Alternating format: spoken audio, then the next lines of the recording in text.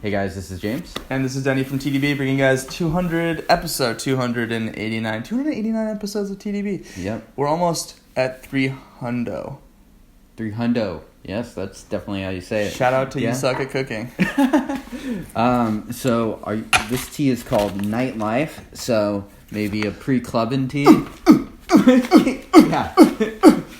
Okay, someone has to add. Yeah. One of our the truest fan has been watching every episode just to get the most terrible clips of us. Yeah, do some strobe light action. Yeah. So this is a Moonlight White, which is a type of white tea. Cool. I think this one is from W2T. I think it might be from Yunnan. I'm not totally sure. Yeah, and it's been pressed. Yes. So interesting, but it's young. Yeah, it says 2018 on this thing, so I think it's from that harvest. Interesting. And we will see how it goes. So we'll smell this, but we'll discard. Ouch. Okay. Never burned myself making tea ever. Yeah, that's how you get the mom hands. Smells that really is good. aromatic. Sweet. Smells like a really good white tea. So 4.5 grams, 4 grams. Yep, in 4 here grams. roughly. Yeah, And 775 75-ish. Yeah. Yeah, and I sampled a few of the W2T ones. I bought, I think, 4 samples of his white teas, and I think this one, it's not the most expensive one, and it's not actually my favorite, but it is by far, I think, the most aromatic. Cool. So it definitely passes the smell test if you're into smelling your teas. Yeah, and you can see the leaves now turning, really taking that kind of browner hue. Smells très bien, as they say in France. Is that the made-up word of the show, or is that a real word? You just have to find out next time on episode. No. Yeah. Don't use us as your Scrabble source. We'll put it that way. I'm not telling. Cheers. Cheers.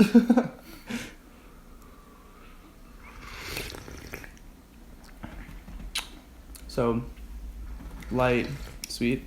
Ooh, look at a little spicy thing going on in there too. Yeah, it's pretty saccharine, I'd say, overall. Yeah. It definitely tastes distinctly in the white tea category. Yeah, definitely.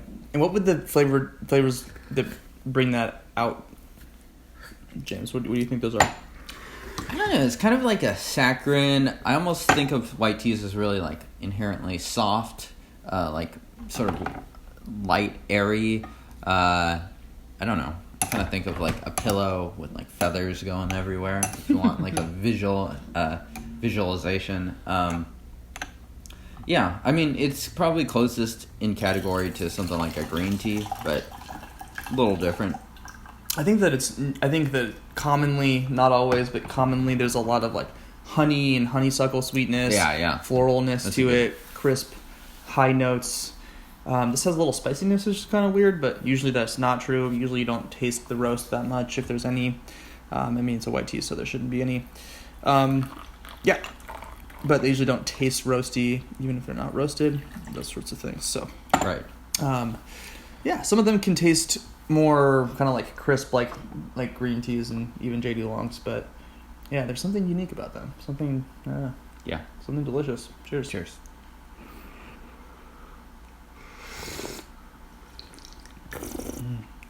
Really vanilla-y.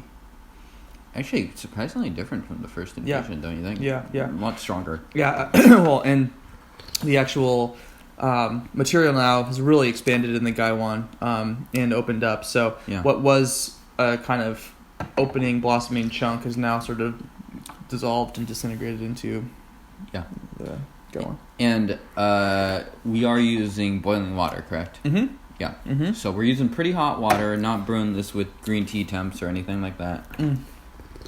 I like that little hint of spiciness in here. There's something a little bit, it's not even black peppery, it's just kind of I don't know, some earthiness for sure.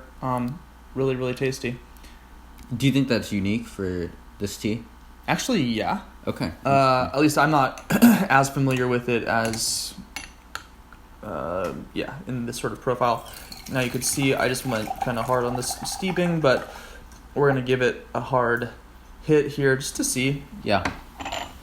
I think that should hold up pretty well. Yeah. For me, this tea leaves like a really crisp floral bouquet sort of in my mouth as I'm just breathing. I feel like I can just really taste the tea even when I'm not drinking it. Mm-hmm. Yeah. In compared to something like a pu'erh tea, what would distinguish this from something like a pu'erh tea in terms of those sorts of descriptors? I feel like it would be hard for me to sort of get that same sort of crispness from a pu'erh tea, even like a fresh one. Maybe I could have like a really intense floralness or like something sweeter, maybe a little deeper for the pu'erh tea, but like sort of like this really refreshing, crisp mouthfeel that sort of lasts, I think is kind of unique to white teas. Yeah, totally. Excuse me. They tend not to have, for me at least, as much of that sort of like full body experience either. Yeah. They tend to be teas that I would drink early into a session as opposed to later. Right. Because they can have notes that would be diminished by something really pungent and potent like a raw pu'erh, for example. This is really good. It's sweet. It's tasty. There's a little bit of some spiciness to it that I find kind of interesting. I'm enjoying it. How That's about the mom test? I was about to ask you that. I think it does. Yeah. I think so too. I think it easily passes. Yeah, definitely. It might not be your straight A student on the mom test, but solid B plus, A minus. Definitely community college. I don't know. Yeah, I'm not paying for this to go to the Ivies. Yeah. And good leaf quality, of course, as well. W2T, known for some of their young, raw, and white teas, and this doesn't disappoint. Yeah. Check out W2T, of course. We'll do one more steeping here. Okay. I'm going to blast the water. And Steep number 4. Indeed. And this will be our last, just fresh off of the boil, and I'm going to let it hang out. So we're going to kind of stress test this tea a little bit and see how it performs in that way. Seems like the longevity is probably going to be pretty good on this. I'd say so. I mean, let's be clear. Let's have clear expectations, though. You're not going to have... This isn't a raw pu'erh that's been aged for 5 years or 10 years or 20 years. This isn't going to last more than 6 steepings, maximum. An aged white tea might. Yeah. I've been pleasantly surprised. We've had some really funky, cool aged white teas on the show, too. But, no. I mean, this is going to be short, sweet, pungent. Yeah. Yeah. So, okay. That was plenty of time. A nice, good color. Looking great. You know, one interesting thing that I've realized drinking white teas is that, like, usually for certain categories of teas, you can kind of tell when you overdo it. Like it's like if you're used to your semi-aged pu'erh brewing up like orangish, and then you get it to red. Right. You might be in for a little bittered brew. Sometimes these white teas can be a little unpredictable. Sometimes I found like the color looks like I overbrewed it, but it's actually fine. It's actually good. Yeah. Well, and this has a really deep orange hue now. And you kind of aim for more of a golden, yellow orange. This almost smells black tea-ish now. It has that spicy black tea-ness to it. It really does. Yeah. Like actually, of the crossovers, I think it does share more of that similarity than a green tea. And you can definitely tell the leaves have some coloration, some probably oxidation to them too. Yeah. So, all right, let's do it. Cheers. Start with the burp. You can't even call it poo burps. It's the white tea burps.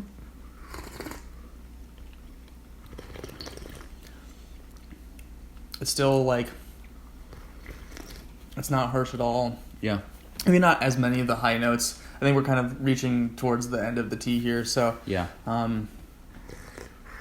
Definitely not as crisp as the early ones, but I still get plenty of flavor. Like some brown sugar, some sort of florals. Definitely, yeah. Sweetness, still that hint of spiciness, which I'm finding that to be really interesting and characteristic of this particular tea. Tasty, good sesh, bro. Yeah. Word. Yeah. Subscribe. Just do it anyway. Even despite all the things that just happened, subscribe anyway. You know you want more. Yeah. If this is your first episode, you can watch the other 300 or 300. Yeah. Wow, I don't know if it's going to get any better. We're just getting more tea intoxicated. W2T, check them out. W2T.com probably. I think so. Give them a Google. This is the dear old white.